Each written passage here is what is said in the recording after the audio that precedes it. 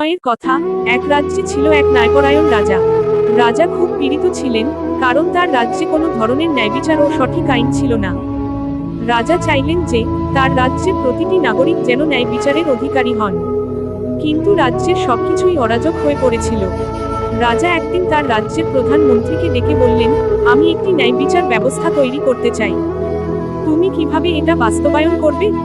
মন্ত্রী বললেন, মহারাজ, আপনার বুদ্ধিমত্তি অনেক বড়, তবে আপনাকে কিছু সাহায্যের জন্য কাউকে খুঁজতে হবে। রাজা ভাবলেন, আসলে আমার রাজ্যে একমাত্র মানুষ যিনি সত্যি সত্যি বুদ্ধিমত্তায় দক্ষ, তিনি হলেন গোপাল ভাঁড়। তিনি রাজ্যের সেরা মস্তিষ্ক। রাজা গোপাল ভাঁড়কে ডেকে পাঠালেন। গোপাল ভাঁড় রাজা মহারাজের সামনে হাজির হলেন এবং রাজা বললেন, গোপাল, আমি চাই তুমি আমার রাজ্যে ন্যায়বিচার প্রতিষ্ঠা করো। গোপাল ভাঁড় মাথা নেড়ে বললেন, মহারাজ, আমি এই কাজটি একদিনে করতে পারবো না। তবে আমি একটি পরীক্ষা নিব, যাতে আমি আপনার রাজ্যের সেরা বিচারক হতে পারি। রাজা সম্মত হলেন। গোপাল ভাঁড় রাজ্যের একটি বড় সমস্যার সমাধান করার জন্য একটি নাটক সাজালেন। নাটকের সূচনা গোপাল ভাঁড় একটি জটিল সমস্যার সামনে দাঁড়ালেন। রাজ্যের এক প্রাচীন রথটি রাজ্য মন্দিরের কাছে রাখা ছিল। তবে কিছু দিন ধরে একে নিয়ে বিভ্রান্তি তৈরি হচ্ছিল। কেউ বলছিল এটি রাজ্যের রথ, কেউ বলছিল এটি মন্দিরের। গোপাল ভাঁড় এই সমস্যার সমাধান করার জন্য রাজার সামনে একটি পরীক্ষার প্রস্তাব দিলেন।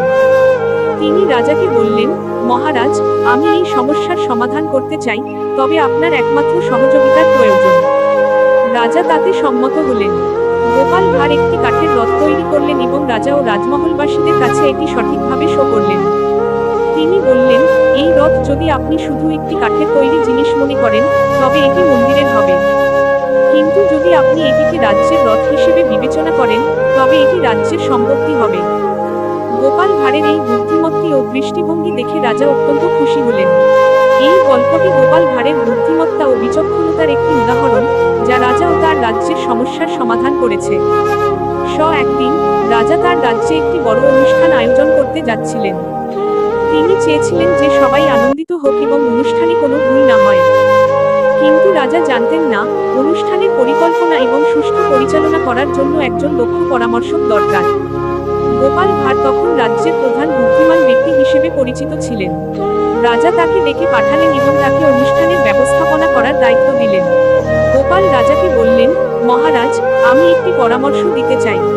যদি আপনি চান, তবে আমি অনুষ্ঠানটিকে সফল করতে সাহায্য করতে পারি। তবে আমার কিছু শর্ত থাকবে। রাজা আগ্রহী হয়ে বললেন, বল, কি শর্ত?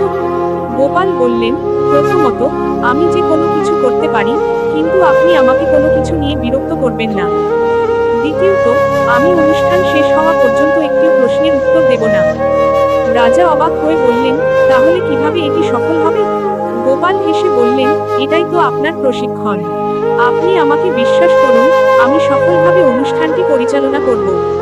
রাজার এই ব্যাপারে সন্দেহ ছিল, কিন্তু গোপাল ভাঁড় তার বুদ্ধিমত্তায় এতটাই বিশ্বাসী ছিলেন যে তিনি রাজাকে বুঝিয়ে দিয়ে অনুষ্ঠানের দায়িত্ব গ্রহণ করলেন।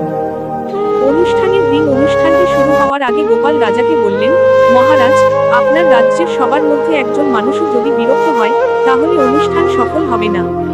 তাই আপনি অবশ্যই আপনার রাজ্যের সমস্ত মানুষকে খুশি রাখবেন। রাজা অনুষ্ঠান শুরু করলেন। গোপাল সবকিছু মঞ্চে সাজিয়ে রাখলেন, কিন্তু রাজা যেই ভুল কিছু করতে যাচ্ছিলেন, গোপাল তা তৎক্ষণাৎ ঠিক করে দিচ্ছিলেন। শেষ পর্যন্ত অনুষ্ঠানটি অত্যন্ত সফল হয়। রাজা গোপালকে ধন্যবাদ জানাতে ভুললেন না এবং তার চতুরতা ও বুদ্ধিমত্তার প্রশংসা করলেন। গোপাল হেসে বললেন, মহারাজ, আমি কিছুই করিনি, আপনি শুধু বিশ্বাস করেছিলেন। এই গল্পটি একটি মজাদার দৃষ্টান্ত যেখানে গোপাল ভাঁড়ের বুদ্ধিমত্তা এবং রাজ্যের সবার প্রতি তার দায়িত্বশীলতা ও সহানুভূতির মিশ্রণ গল্পটিকে হাস্যকর এবং শিক্ষণীয় করে তোলে। এই গল্পটি 30 মিনিটের মধ্যে বর্ণনা করা সম্ভব। আপনি চাইলে এই গল্পের আরও বিবরণ এবং চরিত্র সংক্রান্ত কিছু পরিবর্তনও করতে পারেন।